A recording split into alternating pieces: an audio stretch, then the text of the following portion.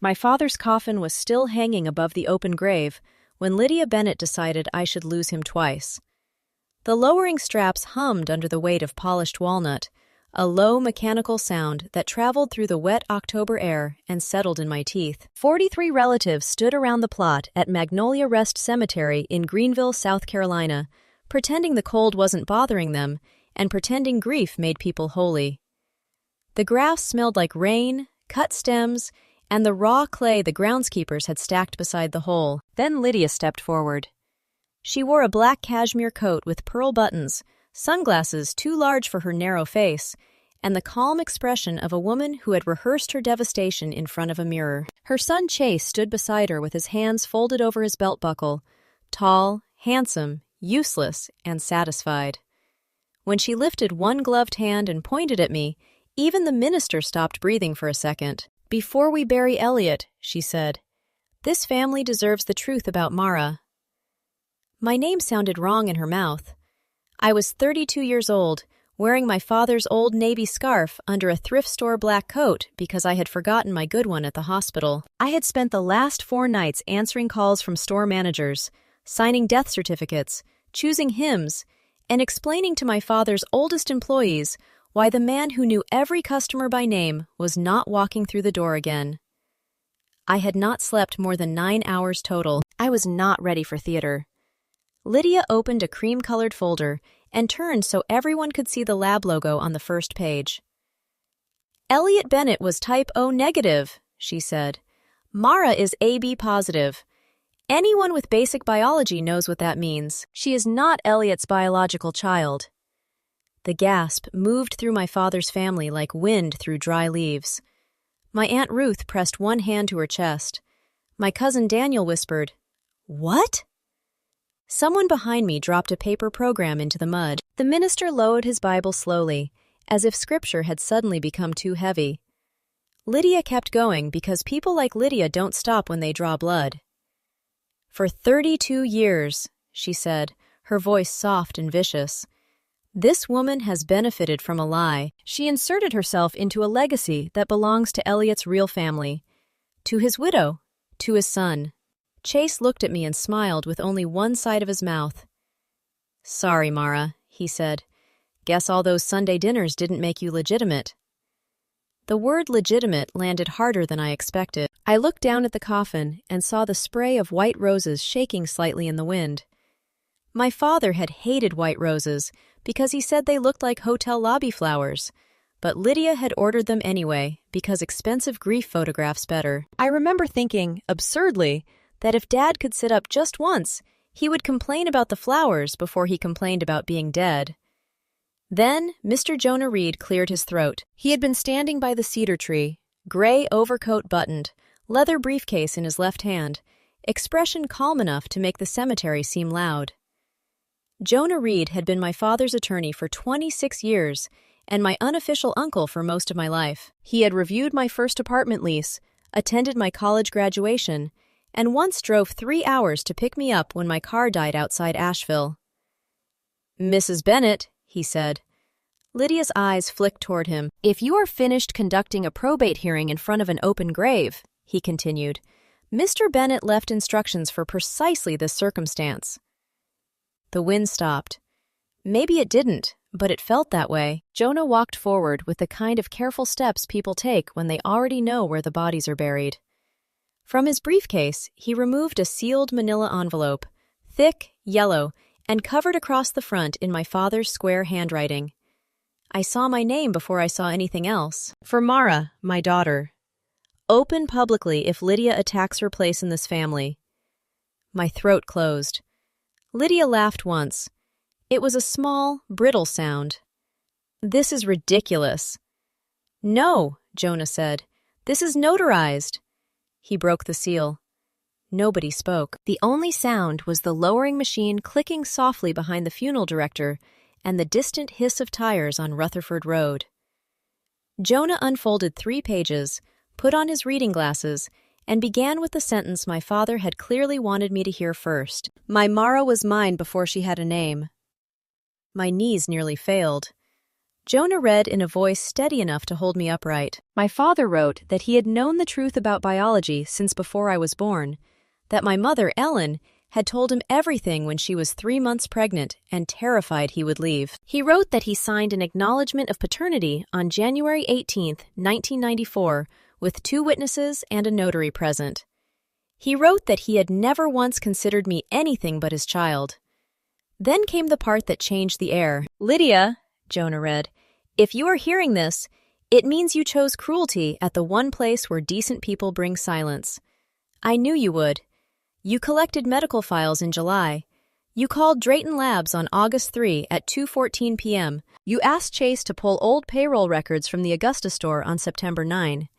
You believed grief would make Mara weak. Jonah paused. Grief made her precise. I looked at Lydia.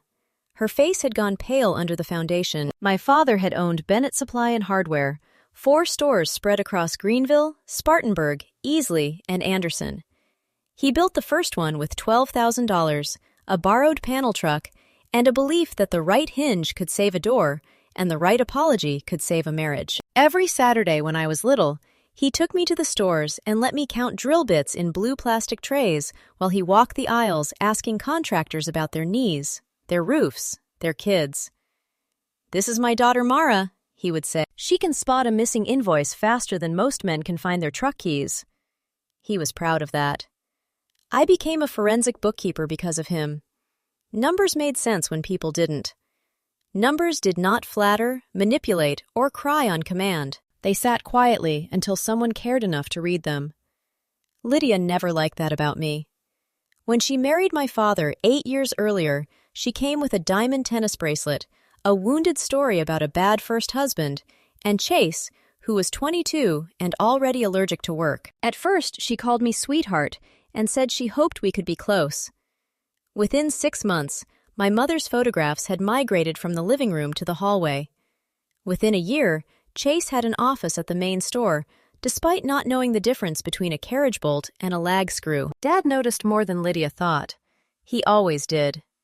The letter ended at the graveside with instructions. Jonah was to read the paternity acknowledgement aloud. He was to give me a red binder locked in his office safe. He was to remind Lydia that the stores had been transferred into the Bennett Family Operating Trust 11 months earlier, with me as successor trustee and chief operating officer. Lydia would receive the lake house and the exact spousal settlement she signed for in the prenuptial agreement. Chase would receive nothing. Not because Dad hated him, because Dad had already paid for 2 failed businesses, 1 luxury truck, and $31,000 of consulting advances that never produced a single report. My father believed in second chances, but he also believed a third chance should come with receipts. At the grave, Lydia folded her folder shut. You can't humiliate me like this, she whispered. Jonah looked at the coffin, then back at her. I didn't. That was the first time I saw fear on her face. Not much, just enough. I thought that would be the end of it. I thought my father's letter had cut the wire before the bomb went off, and all I had to do was survive the burial, go home, and learn how to live in a world where he didn't call me every Sunday at 7. I thought Lydia would retreat into the lake house with her pearls and her anger. I underestimated hunger. 3 days after the funeral, a courier arrived at the Anderson store while I was reviewing inventory shrinkage reports under fluorescent lights that buzzed like trapped insects. The package smelled faintly of cigarette smoke and copier toner. Inside was a petition filed in Greenville County Probate Court, requesting emergency suspension of my authority over the trust. Lydia claimed I had exerted undue influence over my dying father. Chase claimed I had altered business records to steal ownership. Together, they claimed Dad had been mentally incompetent for the last 14 months of his life, which was interesting because Chase had asked him for money 11 times during that exact period and always described him in emails as sharp as ever. I did not throw the petition across the office. I made coffee. Bad coffee, burned at the bottom of the pot because the Anderson manager never cleaned the machine, and I drank it black while the rain ticked against the warehouse windows. Then, I unlocked the bottom drawer of my father's desk. Inside was the red binder Jonah had delivered that morning, 2 external drives, and a note on yellow legal paper. Mara, Don't answer noise with noise. Audit it. Love, Dad. I sat down. The first tab was labeled Lydia. The second was labeled Chase. The third was labeled Trust. The fourth was labeled If They Get Stupid. That last one almost made me laugh. Almost. Inside were bank statements, vendor contracts, email printouts, security stills, insurance documents, phone logs, and a copy of a handwritten memo from Dad dated April 12. He had noticed irregularities in the books 7 months before he died. I had noticed some of them too, but grief and hospital appointments had blurred the edges. Dad had not been blurred at all. For the next 12 nights, I became what he had trained me to be. A wall. I worked after the stores closed, after the forklifts went quiet, after the last customer with paint on his jeans drove away. I wore an old green parka over my work clothes because the warehouse heater coughed more than it warmed. The concrete smelled of sawdust, motor oil, and wet cardboard. Every few minutes, the motion lights clicked off and left me in half darkness until I waved one hand over my head like a tired ghost. The numbers spoke. They told me Chase had created a vendor called Blue Ridge Logistics, LLC, 4 months after Lydia married Dad. The address was a mailbox in Simpsonville. The invoices were round numbers, always just under the threshold that required Dad's second signature. $9,850 for freight optimization, $9,400 for emergency route consulting, $8,775 for inventory relocation analysis. No shipping documents, no route plans, no deliverables, just money moving out of Bennett Supply and into an account Chase controlled. The numbers kept talking.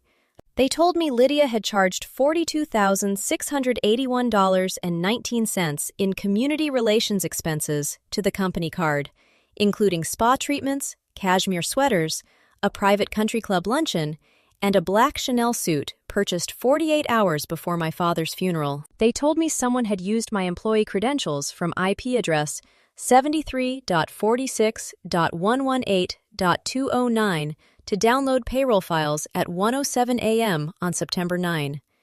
They told me that same IP address belonged to the lake house. Then the numbers screamed. Under the tab, If They Get Stupid, Dad had placed a copy of an IRS notice about unpaid payroll taxes from a quarter I knew we had paid. The notice had confused him because our internal ledger showed the payment cleared. But the bank trace in the binder showed something else. The payroll tax transfer for $118,204.33 had been canceled online 6 minutes after approval, then rerouted the next morning through an account tied to Blue Ridge Logistics. Dad had flagged it. Chase had stolen federal payroll tax money. Lydia had signed the supporting vendor certification. That changed everything. Family court is ugly. Probate court is expensive. Federal tax fraud is neither. Federal tax fraud is a hammer looking for a nail.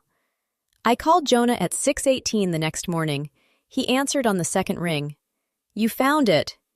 I found enough. Did you make copies? 3. 1 in the office safe, 1 with me, 1 uploaded to the encrypted archive Dad set up. Jonah was quiet for a moment. Then he said, He hoped you wouldn't need that. So did I. By 9:30 a.m., we were sitting in a conference room that smelled like lemon furniture polish and old paper. Jonah's paralegal, Denise, scanned documents with the speed of someone who had seen rich families behave badly for 30 years and had lost all capacity for surprise. Every page went into evidence folders. Every file was time-stamped. Every digital log was hashed and copied. Jonah called a tax attorney named Rebecca Lowell. Rebecca called a former IRS criminal investigation agent who now worked private cases. The former agent looked at the first 20 pages and said, Don't let them know you know.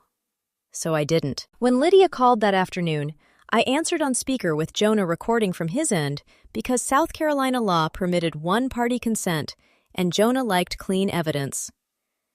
Mara, Lydia said, sweet as antifreeze, we don't need to destroy each other. You filed an emergency petition. Only because you forced my hand. Elliot was confused. Everyone knows it. The store office smelled like printer heat and dust. I watched a receipt curl out of the old Epson by the desk. My hand rested on the red binder, flat and still. "What do you want, Lydia?" "A reasonable settlement. You resign as trustee. Chase takes operational control. You receive $200,000 and sign a non-disparagement agreement." $200,000. For 4 stores worth $6.8 million, 76 employees, and the legacy of the man who taught me how to count washers before I could spell inventory. I let 3 seconds pass. "Send it in writing," I said. She was so pleased she forgot to sound sad. "I knew you would come around." I did not come around. I stepped aside. That is not the same thing. For 2 weeks, I played smaller than I was. I asked for extensions. I replied to emails with phrases like, "I am considering all options," and "I hope we can avoid further pain." At the Anderson store, I let Chase walk through the aisles with a clipboard he held upside down for 12 full minutes before one of the cashiers texted me a photo. He told employees he would be modernizing the company culture. He used the word synergy twice near the plumbing aisle. I smiled when necessary. I documented everything. Chase got bolder. He requested administrator access to the accounting system for transition planning. Jonah advised me to grant read-only access through a monitored account. Chase logged in from the lake house at 11:42 p.m., searched for Delete Audit Trail, then downloaded 37 files into a folder named MB Cleanup. MB. My initials. Some criminals are clever. Most are just confident. Lydia got bolder, too. She sent family members messages claiming I had manipulated Dad while he was medicated. She sent Aunt Ruth a photograph of the blood type report with the line about impossibility highlighted in yellow. She told Uncle Martin I had refused to let her grieve in her own home, though she was still living in the lake house with Dad's wine collection, Dad's boat, and Dad's Labrador, Otis, whom she had never liked until she learned purebred dogs photograph well on sympathy posts. Every lie went into the binder. Every lie got a tab. The hearing was scheduled for November 18th at 10 a.m. in Courtroom 4B of Greenville County Probate Court. The morning was cold enough to show breath, and the courthouse lobby smelled of floor wax, damp wool, and burnt coffee from a vending machine nobody should have trusted. I wore black slacks, flat shoes, and my father's old navy scarf. Lydia arrived in camel cashmere, with Chase beside her in a blue suit so tight at the shoulders he looked shrink-wrapped. Behind them came half the family. That was Lydia's choice, not mine. She had told everyone she would restore Elliot's honor in court. She had invited cousins, neighbors, church friends, 2 store managers she thought disliked me, and a local business reporter who had once written about the Bennett Supply anniversary sale. She wanted witnesses. She wanted a stage. People like Lydia always confuse stage lights with sunlight. Jonah and I sat at the respondents' table. The red binder sat between us, clean, plain, and heavy. Beside it was a silver flash drive in a sealed evidence bag. Behind us sat Aunt Ruth, Uncle Martin, Daniel, Denise, and Rebecca Lowell, who had asked to attend quietly. 2 rows behind Lydia sat 2 men in gray suits. They looked like accountants who had learned to carry badges. When Judge Caroline Whitcomb entered, the room stood. Her robe made a soft brushing sound as she took the bench. She was in her 60s, sharp-eyed, with the calm impatience of a woman who could smell nonsense before it introduced itself. Lydia's attorney spoke first. His name was Paul Vickers, and he had the polished voice of a man who charged in 6-minute increments. He described me as emotionally unstable, improperly positioned, and biologically unrelated to the decedent. He said my father had been vulnerable. He said Lydia and Chase only wanted to protect the Bennett legacy. Then he made his first mistake. He submitted the blood type report as Exhibit A. His second mistake came 30 seconds later. He submitted a document allegedly signed by my father 2 months before his death, naming Chase as intended successor to Bennett Supply operations. I watched Jonah's pen stop moving. Judge Whitcomb looked at the signature for a long time. "Mr. Reed?" Jonah stood. "Your Honor, We object to Exhibit B and request permission to voir dire the document foundation. Mr. Vickers frowned. On what basis? Forgery. The courtroom made the smallest possible sound. Not a gasp. Not yet. Just the intake of 40 people realizing the floor had shifted. Judge Whitcomb looked over her glasses. Mr. Reed, that is a serious allegation. Yes, Your Honor. Do you have support? Jonah touched the red binder. Extensive support. Lydia leaned toward her attorney and whispered sharply. Chase stared at the binder. I watched his throat move. Good. Jonah began with the calm of a surgeon laying out instruments. He submitted Dad's notarized paternity acknowledgement from January 18, 1994. He submitted the trust documents executed 11 months before death, with 2 independent medical capacity letters attached. He submitted a recording from June 2nd in which Dad, clear and irritated, told Jonah he expected Lydia to attack my legitimacy and wanted every legal protection in place. Dad's voice filled the courtroom. If she waits until I am dead, he said through the speaker, make sure my daughter does not have to defend my love like it is a line item. Aunt Ruth began to cry behind me. I did not. I folded my hands. Jonah moved to the alleged successor document. He placed a real signature beside the disputed one. The real Elliot Bennett signed with a slight lift at the end of the double T, a habit from decades of signing delivery receipts too quickly.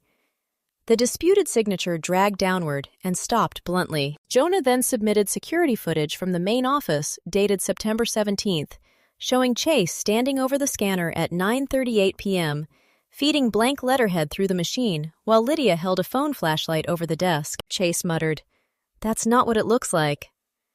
Judge Whitcomb looked at him. "You are not speaking right now."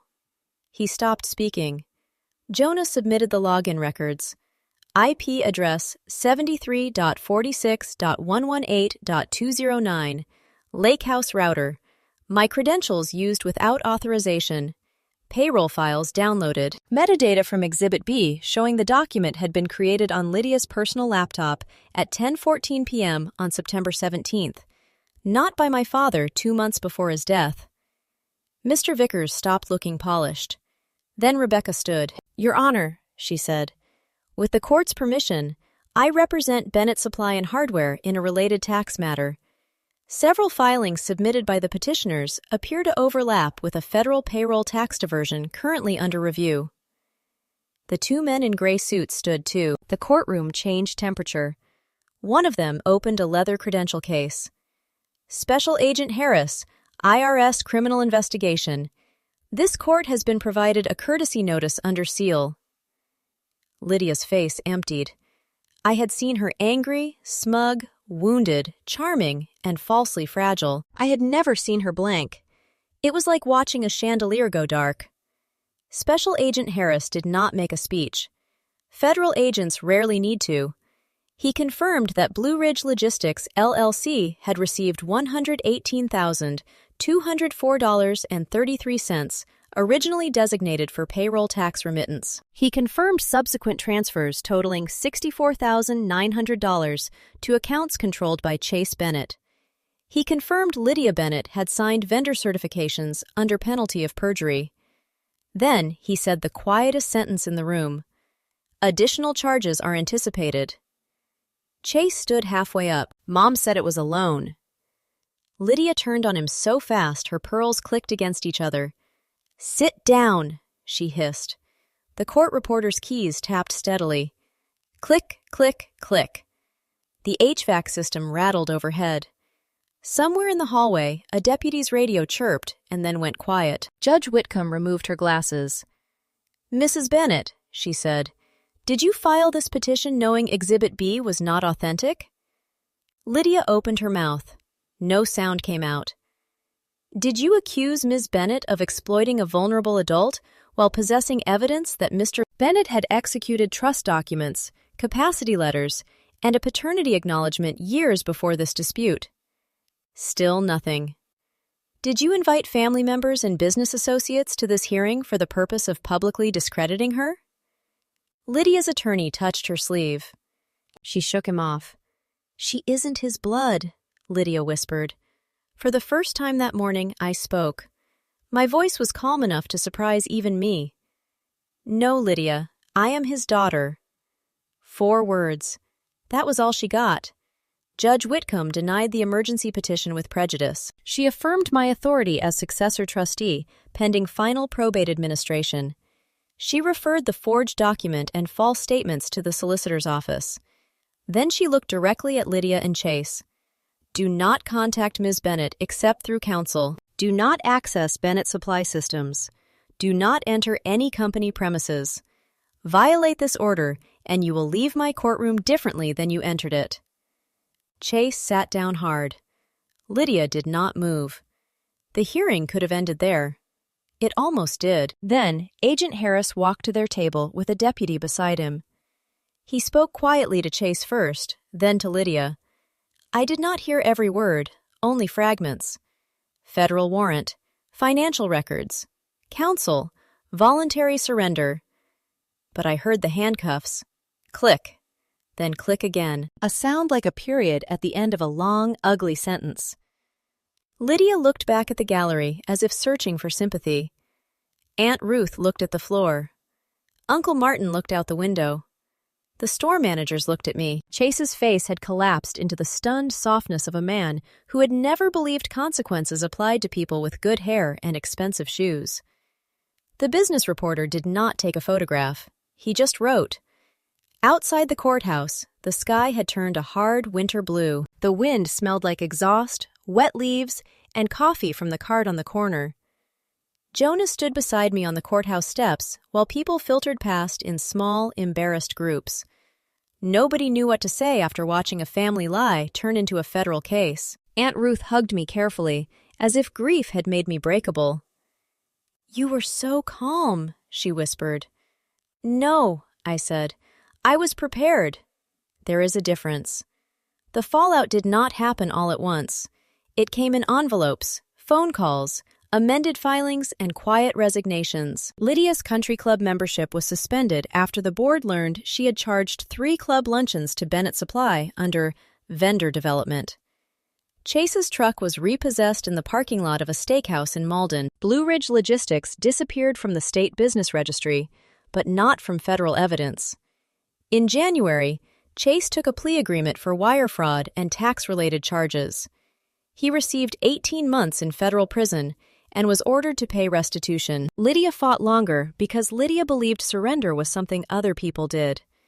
She sold the lake house to pay attorneys, lost most of the spousal settlement to judgments, and eventually pleaded guilty to conspiracy and making false statements. At sentencing, she finally looked at me. The courtroom smelled the same as before. Wax, wool, old coffee. Her hair was less perfect. Her pearls were gone. She held a tissue in one hand and a folded statement in the other. "I was afraid of being left with nothing," she said, "so I tried to take what was never mine." It was not enough, but it was true. The judge gave her 30 months. Not forever, just enough time to learn that a locked door does not care how expensive your coat used to be. Bennett Supply survived. That mattered more than revenge. The first month was brutal. Vendors called nervously. Employees watched me for signs of collapse. Customers came in with condolences and awkward casseroles.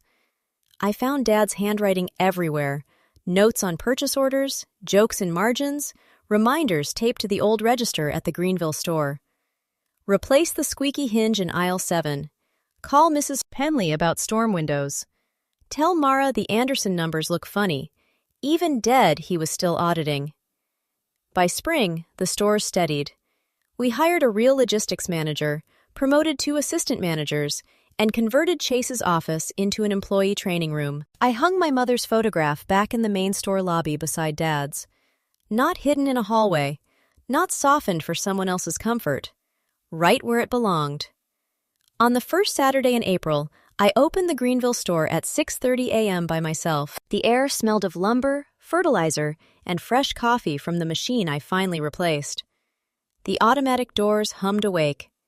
Sunlight moved across the aisles, touching rows of paint cans, copper fittings, garden gloves, and brass hinges. Otis, Dad's Labrador, slept behind the counter because Lydia had surrendered him through her attorney, and he had decided the store was better than the lake house. A little boy came in with his grandfather looking for screws to fix a red wagon. I walked them to aisle 4. The boy asked if I owned the place. I thought about the grave, the letter, the binder, the court, the click of handcuffs. I thought about my father telling every customer that I was his daughter, as if the words themselves could build a roof over me. "Yes," I said. "My dad left it in good hands." The grandfather smiled. Then he was a smart man. He was. That evening, after closing, I drove back to Magnolia Rest. The cemetery grass had grown green again. Someone had cleaned the mud from around Dad's headstone. The roses were gone, thank God, replaced by the small tin of mixed screws I had left there the week before, because Dad would have found that funnier than flowers. I sat beside him until the light faded. "I kept it standing," I said. The wind moved through the cedar tree. Somewhere far off, a truck backed up with 3 soft beeps. The world kept making its ordinary sounds, which felt cruel at first, and then, slowly, merciful. People will tell you blood is everything, because blood is easy to measure. They can put it in a vial, type it, label it, and use it like a weapon when love refuses to obey them. But family is not proved by a lab report. Family is proved by who shows up, who stays, who protects you when you cannot protect yourself, and who leaves instructions in a red binder because they know evil prefers an audience. My father chose me. I chose his legacy. Lydia thought she could erase me at his grave. Chase thought a forged signature could replace a lifetime. They both believed inheritance was about blood, money, and volume. They were wrong. Inheritance is responsibility. If you have ever been told you do not belong by someone who needed you small, remember this: you do not have to scream to be heard. Sometimes all you need is the truth, organized in the right order, placed on the right table, at the exact right time. And when the room finally goes silent, let the evidence speak. If this story touched you, comment your age and where you are watching from. Subscribe to the channel for more stories about family betrayal, quiet strength, and the kind of justice that arrives with documents, witnesses, and perfect timing.